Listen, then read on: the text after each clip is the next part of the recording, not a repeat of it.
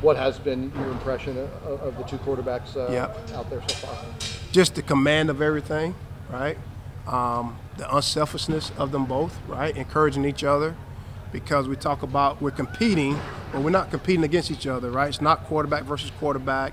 It's not offense versus defense. It's us competing together as a team, right, to make us better. So as both of them escalate their play, right, that only escalates the play of our offense.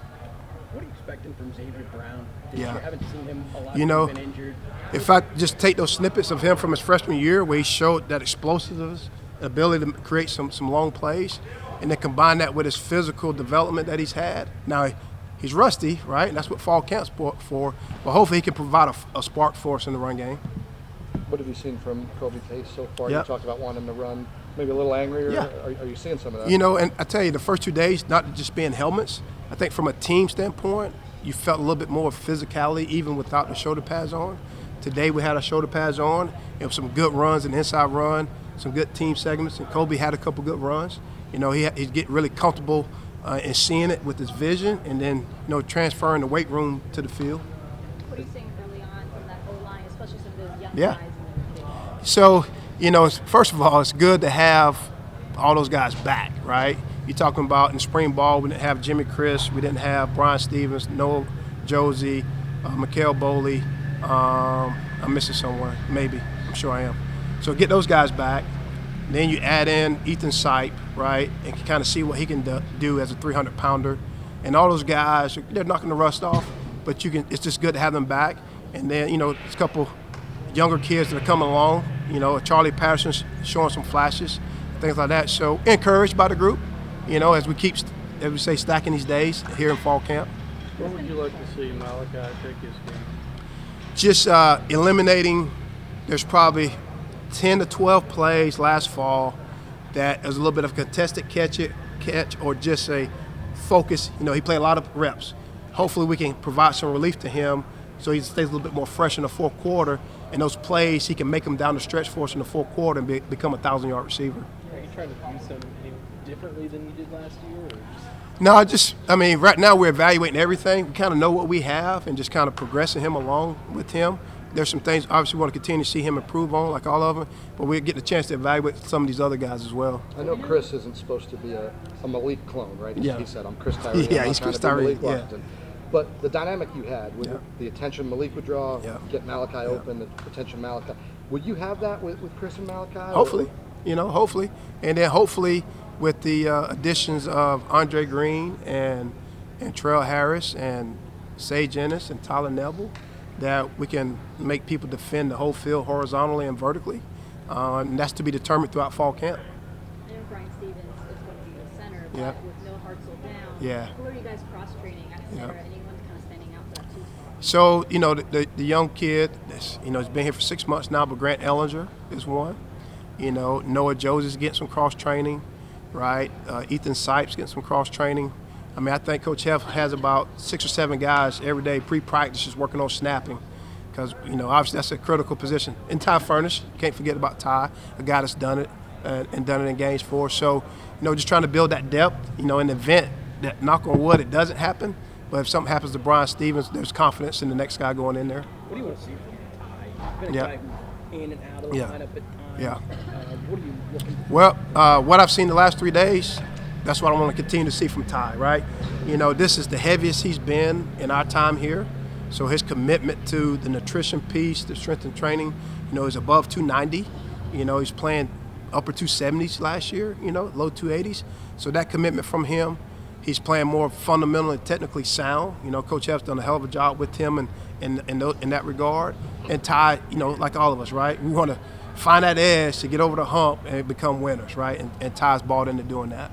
When you're watching Calandria this year compared to last year, what are you seeing just physically, maturity-wise? Physically, you see he's in the body weight. I mean, he's over 185. So that, you know, it's got a little more padding in his shoulders and his hips and his butt, which is good. And I just see him being smarter with the football, right? There's a wild play. He's going to make a wild play. We got to eliminate the oh crap play, right, from that standpoint, and balancing that out, right? And that's what I'm seeing from him these first 3 days, you know, taking good care of the football, which is a big point of emphasis for us all on offense. And just, hey, your objective is just to move us down the field and put points on the board, right? It could be ugly, it could be pretty, but let's just get it done, Last couple of balls, Yeah. offensive line-wise, Yeah. you all been rebuilding that spot. Yeah. Y'all got 5 guys coming Yes. back this year. Is this the most confident maybe you've Yeah, we're obviously encouraged and excited about that group because we believe they're talented and as healthy as they've been. If we can keep them there, and through the way we build our fall camp, it's going to be physically challenging for them. We're going to test them, and then we come out of this, we feel like we'll be in pretty good shape. What have you learned about being a play caller over the last couple of years? What Yeah. were some of the lessons that you've kind of taken? Yeah,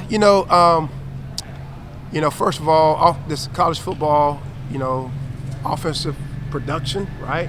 Scoring points, right? And really getting a feel for, I felt like last year, getting a good feel for our personnel and putting them in better positions to make plays for us, right?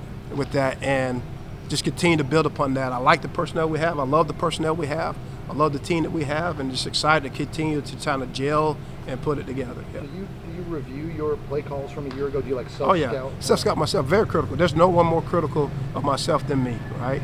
And I enjoy that, right? I enjoy being in this position and looking forward to seeing us perform and having a good season. So.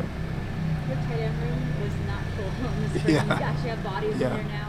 What do you like about the new guys like Tyler Yeah. Sage? What are some of the early things? And having Sackett Woods? Yep.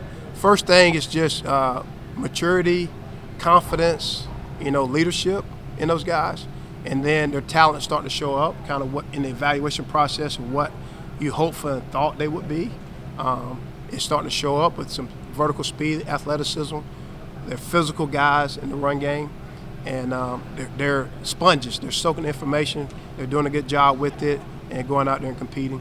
When you're talented at tight end, what difference can that make in Yeah. your offense? Well, you're talking about defenses want to try to set edges, right? Now we feel like we can be able to set an edge as an offense, particularly in the run game. And then, if we got a tight end in medium range, short range area, or can vertically stretch the field, or as a red zone target, right? It just gives the quarterback some comfort as well.